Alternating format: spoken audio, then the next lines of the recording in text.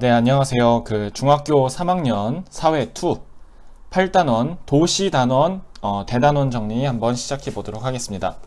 먼저 첫 번째는 이제 도시의 특징을 농촌, 촌락과 비교하는 내용이 나오는데, 도시라는 거는 일반적으로 일정한 지역에 많은 사람이 있는 곳을 도시라고 하죠. 이건 나라마다 기준은 다른데, 특징이 중요합니다. 이 세 가지 특징으로 농촌과 도시는 다른 특성을 보입니다. 첫 번째, 높은 인구 밀도.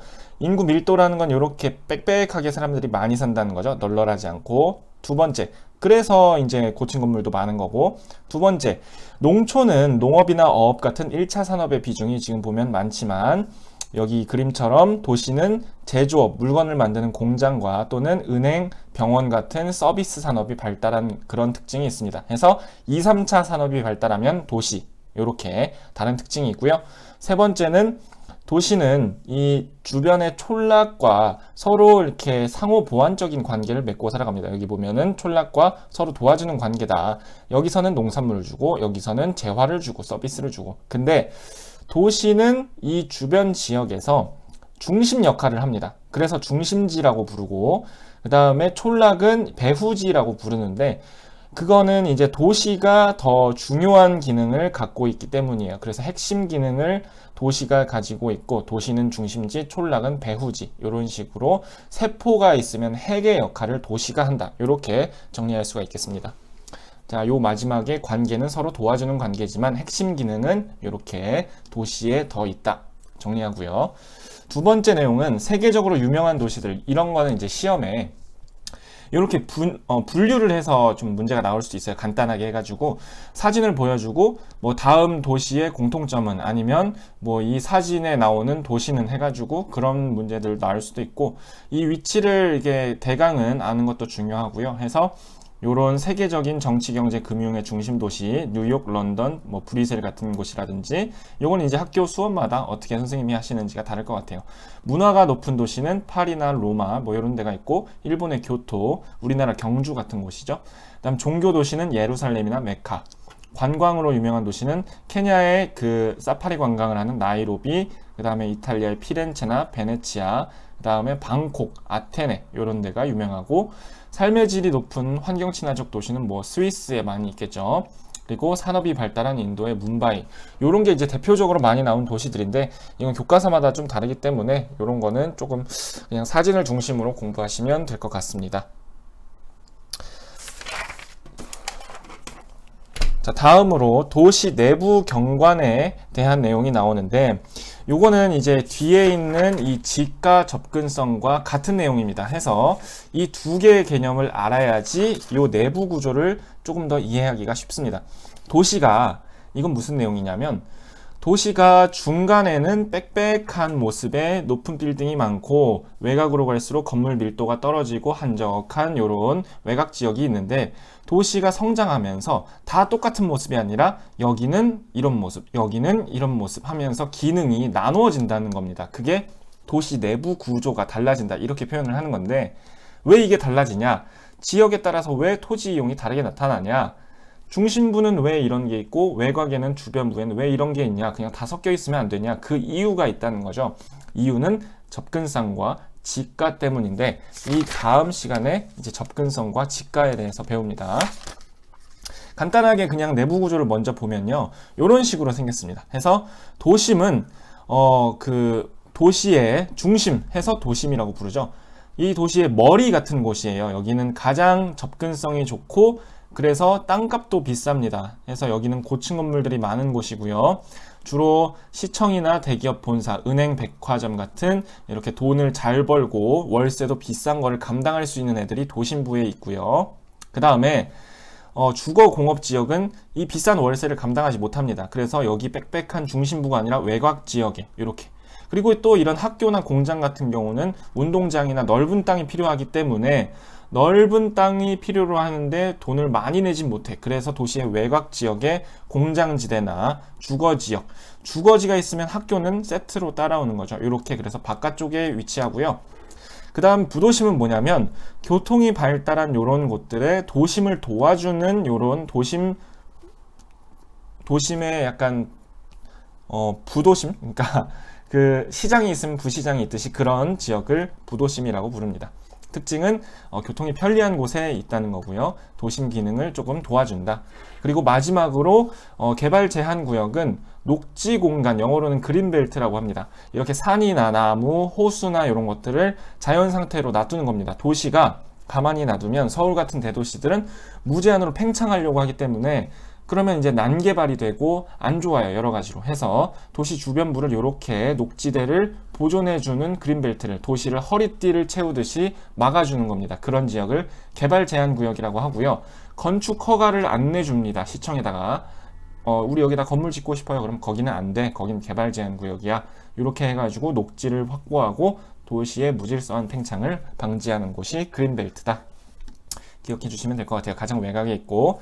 자, 그리고 여기 보면 중간 지역이라고 있는데 여긴 뭐냐면 이 파란 색깔은 약간 애매한 지역이에요. 여긴 좀 낡았어. 시장이 나타나고 오래된 창고나 주거 또는 오래된 공장 조그만 게 막 이렇게 뒤섞여 있는 그런 지역입니다. 여기는 공업지역이나 주거지역보다는 더 안쪽이면 좀 더 도시에서 중요한 위치에 있는 것 같은데 왜 이렇게 애매한 이런 파란 데가 나타나냐? 요거는 그 이유가 도시가 예전에 작았을 때는 사이즈가 이 안쪽에 있는 동그라미만 했던 거예요. 이렇게. 그래서 그 당시에는 도심과 그 다음 주변 지역이 이 파란색 지역이었던 거죠. 우리 주거 공업 지역을 주변 지역이라고 부릅니다. 주거 공업 지역이 요렇게 있었던 거예요. 그러니까 여기에 옛날 집이나 옛날 공장 이런 게 지금은 오래돼 가지고 낡았는데 그러면 지금은 집들이 어떻게 됐냐? 더 외곽으로 더 큰 아파트 단지나 주거 지역이 생기면서 밖으로 공장도 더 외곽으로 빠져나가 가지고 요즘에는 이제 공업지대가 바깥에나 또는 아파트 단지가 바깥에 있는데 가운데는 옛날에 있던 것들이 낡은 상태로 애매하게 남아있다는 거죠.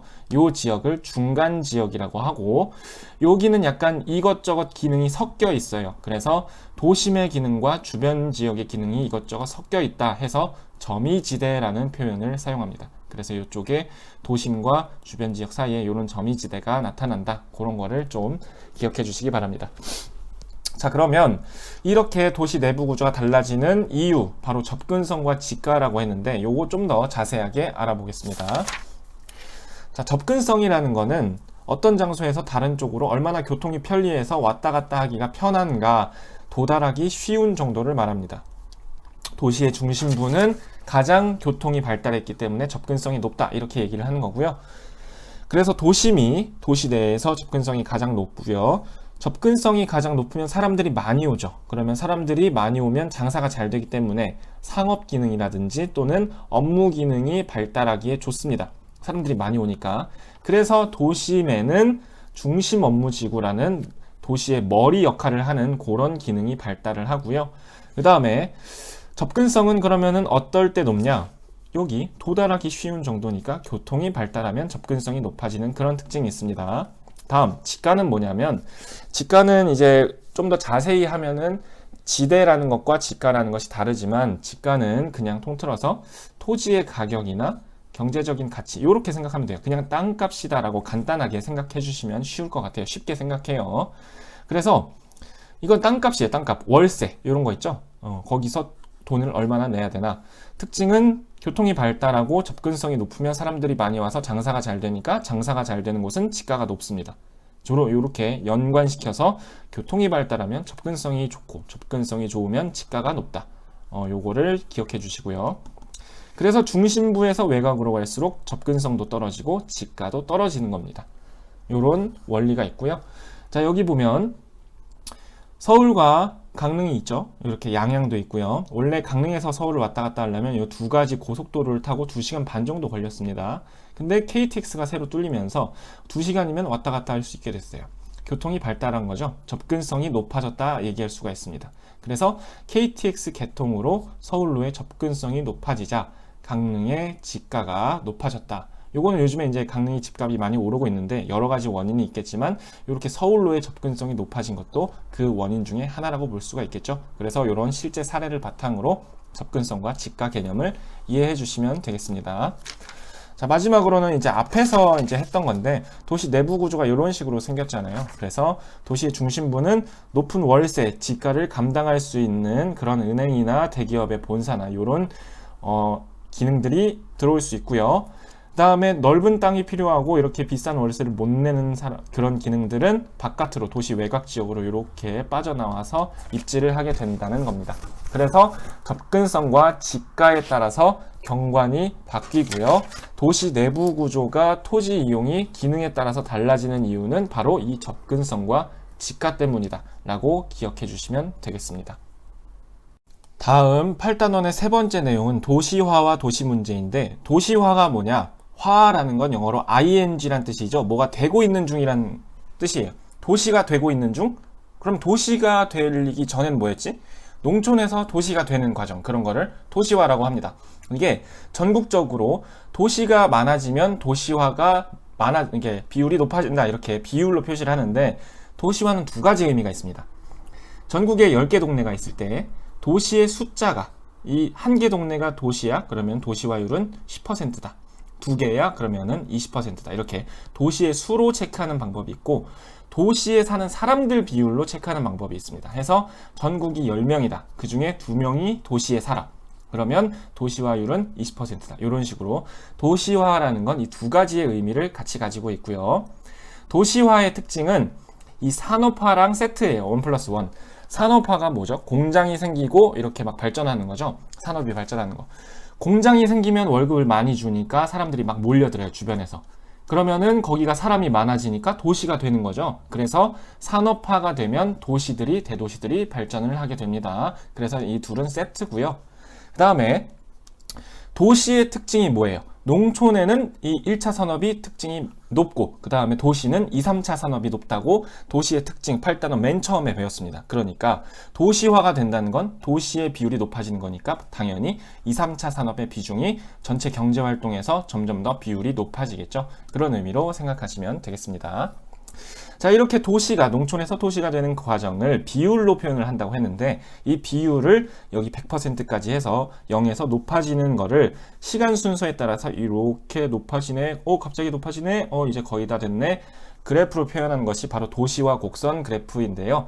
요 그래프를 도시화 곡선이라고 얘기를 합니다. 근데 이 그래프가 잘 보면 속도가 좀 달라요. 이렇게 속도라는 건 증가하는 속도가, 여기서는 천천히 올라가다가 여기서 갑자기 세게 올라가. 그 다음에 여기 다시 천천히. 그래서 이 도시화 과정을 3단계로 나누어서 우리가 1, 2, 3단계에 이름을 붙여줬습니다.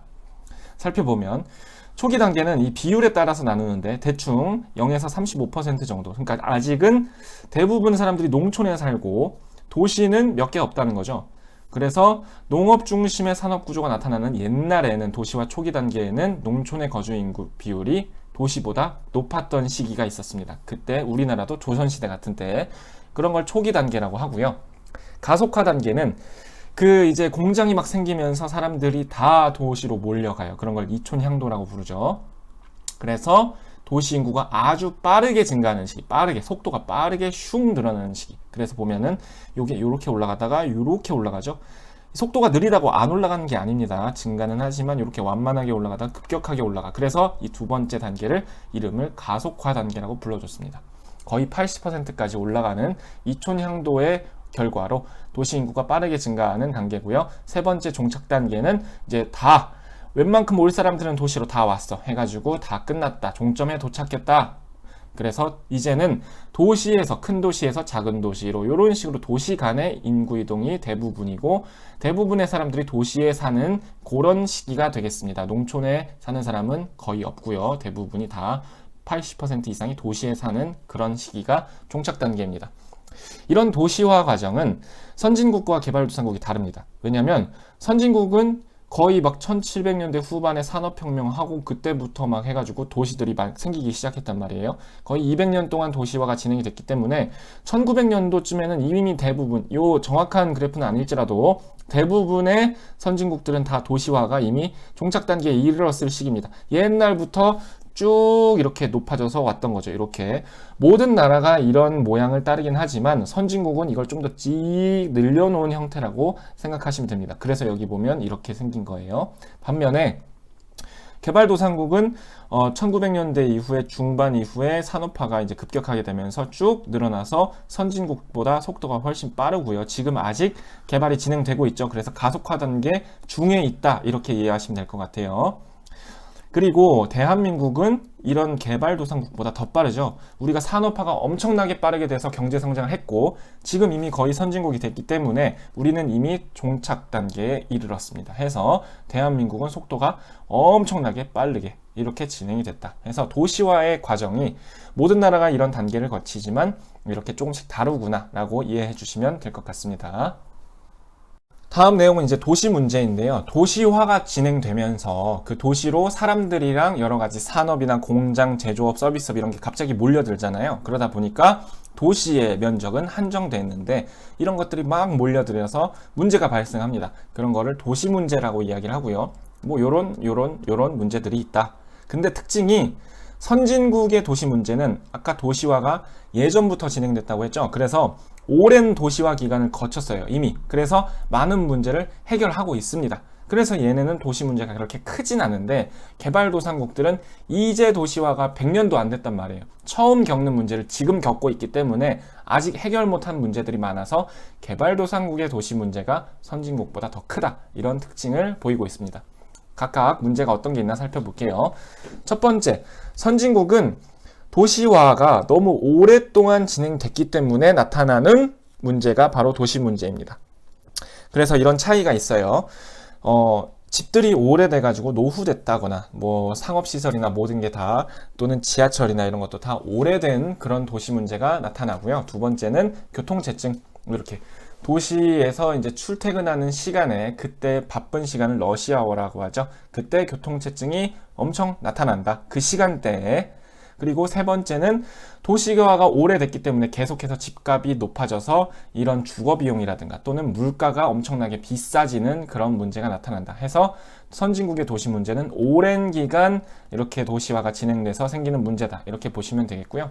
그 다음에 개발도상국의 도시 문제는 이게 얘네는 오래돼서 문제고 얘네는 갑자기 도시화가 돼서 문제인 거예요. 도시가 준비가 안 됐는데 갑자기 모든 게 막 사람들이 몰려들어. 그래서 도로는 확장이 안 됐는데 사람들이 몰려들어서 자동차가 많아지니까 이렇게 교통도 복잡해지죠. 도로뿐만 아니라 상하수도도 이렇게 부족합니다. 그래서 도시 기반 시설이 부족해지는 그런 문제가 생기고 그 다음에 사람들이 갑자기 몰려드니까 집도 얼마 없었는데 그럼 사람들은 어디 살지? 그래서 산으로 가서 판잣집 짓고 살게 되는 거죠. 우리나라 예전에 서울이나 부산 등의 대도시에도 이런 식으로 그래서 달동네가 생겼죠. 무허가 주택이 생기고요. 세 번째로 아직 도시에 이런 은행이나 병원 이런 시청 서비스들이 준비가 안 됐는데 사람들이 몰려드니까 공공 서비스의 대기줄이 엄청나게 길어지죠. 그래서 인도나 이런 데 병원 가면 엄청나게 오래 기다린다고 하죠. 그런 공공 서비스의 부족 문제가 있고요. 환경 오염은 이게 쓰레기를 버리면 공무원들이 일을 안 하는 게 아닌데 이게 쓰레기를 미처 다 못 치우는 거예요. 사람들이 너무 많이 쓰레기를 버리니까. 근데 다음날 또 쓰레기가 쌓이고 해서 이 처리 못한 쓰레기들이 쌓여서 결국은 이렇게 주변이 오염되는 환경 오염 문제가 발생을 합니다. 여기는 이제 전체적으로 계속해서 약간 도로가 복잡한 반면에 여기는 교통체증은 선진국은 출퇴근 시간에 약간 러시아워 형식으로 출퇴근 시간에 한정되어 있는 걸로 약간 비교를 해주시면 될 것 같아요. 이렇게 요 특징, 오랜 기간 도시화로 그 다음에 갑자기 도시화로 해서 차이가 난다는 것을 기억해 주시기 바랍니다. 네, 8단원의 마지막 내용은 살기 좋은 도시인데 이거는 두 가지 내용으로 나눠집니다. 살기 좋은 도시를 만드는 방법 해서 하나, 둘, 셋. 그 다음에 일반적으로 살기 좋은 도시는 기준이 뭘까? 5가지 기준 이런 식으로 정리할 수 있을 것 같아요. 먼저 살기 좋은 도시를 만드는 방법 첫 번째, 우리나라나 좀 이렇게 가난한 나라들 특징이 수도에 모든 게 다 몰빵되어 있습니다. 그래서 살기 좋은 도시를 전국적으로 좀 많이 만들려면 수도에 몰려있는 기능들을 주거 기능이라든지 행정 기능 이런 것들을 지방으로 분산시켜 줘야지 이제 지방의 도시들도 살기 좋은 도시가 될 수 있다라는 게 첫 번째 내용입니다. 그래서 인구와 기능을 분산시켜 줘야 되는데 신도시라는 건 여기 경기도 고양시에 일산이라는 일산구에 신도시가 생겼어요. 도시가 이게 행정구역이 아니라 주택단지가 엄청 큰 거를 주택단지, 아파트단지를 짓는 거를 신도시라고 부릅니다. 그래서 일산 신도시가 이제 대표적인 신도시로 유명하고요. 그 다음에 행정기능을 아예 옮겨서 진짜 도시를 만든 것도 있죠. 행정구역상의 도시. 원래 충청남도의 이제 시골 지역이었는데 여기에 정부 장관들이 일하는 정부 청사라든가 이런 것들을 다 옮겨가서 행정중심 복합도시 세종특별자치시가 만들어진 그런 사례도 있습니다. 해서 지방도시를 육성해야 된다. 그러면은 너도 나도 다 살기 좋은 도시가 될 것 같다라는 게 첫 번째 방법이고요. 두 번째 방법은 도시의 내부적으로 가지고 있는 문제들이 있어요. 그런 거를 해결해야 된다는 내용입니다. 첫 번째 문제, 도시는 가만히 놔두면 계속해서 성장하려고 합니다. 그래서 무질서하게 팽창하면 여러 가지 문제가 발생하기 때문에 이 그림처럼 도시 주변에 우리 지난번에 배운 녹지대를 남겨두죠. 그린벨트를 통해서 개발을 제한하는 법을 만들고 녹지를 확보하고 무질서한 팽창을 방지한다면 이 도시를 조금 더 효과적으로 체계적으로 도시 계획에 따라서 이제 도시를 성장하게 하면 난개발을 막을 수 있고 해서 더 살기 좋은 도시가 될 수 있겠죠. 이렇게 그림처럼. 두 번째는 도시가 오래되면 도시가 낡겠죠. 사람처럼. 이렇게 낡은 동네가 생기면 이제 약간 침울해지고 경제도 안 좋아지고 해서 문제가 된단 말이에요. 그래서 요즘에는 이런 낡은 동네의 감성을 가진 그런 도시들은 인테리어를 감성적으로 해가지고 젊은 사람들이 많이 와서 돈을 많이 쓰는 핫플레이스가 되도록 정비하는 이런 사업들이 많이 이루어지고 있습니다. 해서 서울의 경리단길이라든지 해방촌이라든지 이런 데들이 낡은 동네였는데 개조를 해서 젊은 사람들이 많이 찾아왔는데 그렇게 오래된 도시를 경제를 되살리는 것을 도시재생사업이라고 부릅니다. 그래서 도시 내부의 이런 낡은 문제들을 도시재생사업으로 해결할 수가 있고요. 그 다음에 도시 내부에 이제 도로라든지 이런 게 파손되거나 상하수도가 이제 별로 안 좋다거나 전기가 안 좋다거나 이런 거를 이제 시설을 잘 정비해야지 살기 좋은 도시가 될 수가 있겠죠. 그런 간단한 내용입니다. 마지막은 그 도시 문제를 해결할 때 주민들을 많이 참여시켜야지 살기 좋은 도시가 될 수 있다는 소리예요. 그 도시 재생 사업이나 이런 도시 문제를 해결하는 과정에서 엄청나게 많은 수십억, 수백억 이런 더 많은 단위의 돈이 쓰이게 됩니다. 근데 그 돈을 중앙정부에서 내려온 공무원들이 물론 기본이 돼야 되긴 하지만 이 사람들만 일하면은 지역의 사정을 잘 모를 수가 있잖아요. 그래서 지방정부, 무슨 시장이라든가 이런 사람들도 당연히 참여해야 되고 도시를 계획을 잘 아는 이런 전문가들의 의견도 구해야 되고 지역을 가장 잘 아는 주민들도 의견을 적극적으로 받아들여서 이렇게 이런 도시 재생 사업이나 이런 걸 할 때 도시 문제를 해결할 때 다 같이 지역 주민의 참여를 늘리는 방법으로 해야지 살기 좋은 도시가 될 수 있다라는 내용입니다. 여기까지가 이제 살기 좋은 도시를 만드는 방법이고 마지막은 이제 5가지 기준인데 이런 것도 이제 문제로 잘 나오겠죠. 그 살기 좋은 도시를 만드는 방법 첫 번째는 기준 첫 번째는 경제적으로 풍요로운 거. 도시가 돈이 좀 많이 있어야 복지 혜택도 줄 수 있고 시설이 고장나면 정비도 빨리빨리 할 수가 있겠죠. 이런 식으로 가장 중요한 기본 중에 하나죠. 두 번째, 정치적인 자유와 평등. 우리는 지금 대부분 이런 걸 누리고 있지만 그렇지 못한 지역들이 있습니다. 해서 집회의 자유가 없다거나 차별을 당한다거나 계급이 있다거나 도시가 그런 식으로 된다면 안 되겠죠. 해서 정치적인 자유와 평등이 있는 도시가 좋은 도시다. 이런 얘기고 그 다음 교육이나 문화 수준이 높은 거 이런 것들이 높으면 당연히 살기 좋은 도시가 되겠죠. 네 번째는 자연.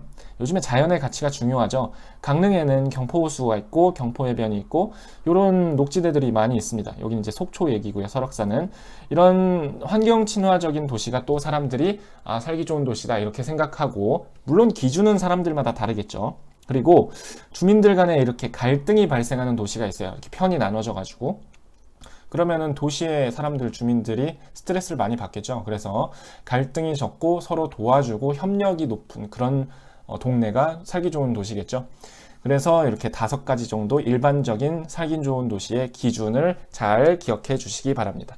자, 여기까지 해서 8단원 사람이 만든 삶터 도시에 대한 내용을 대단원 정리를 해봤습니다. 감사합니다.